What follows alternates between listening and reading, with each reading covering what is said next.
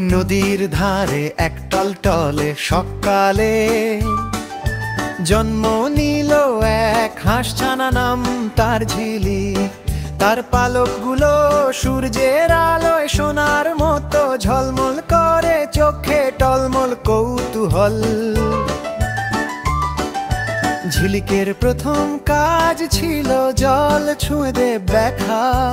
ও কত ঠান্ডা, কত মজার বলে সে ডানা মেলে ছপ ছপ করে খেলতে লাগলো।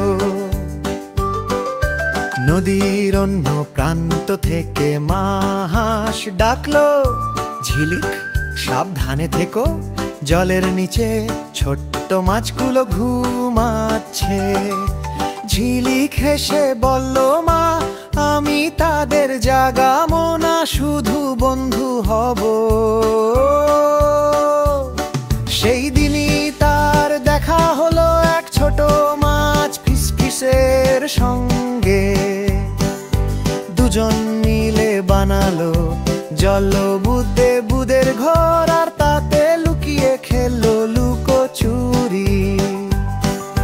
সূর্য যখন ঢলে পড়লো, নদীর জল রঙিন হয়ে উঠলো সোনালিয়া ভাই। ঝিলিক আর ফিসফিস একসঙ্গে আকাশের দিকে তাকিয়ে বলল, কাল আবার নতুন সকাল, নতুন খেলা। ঝিরির ঝিরির ঝিরির ঝিরির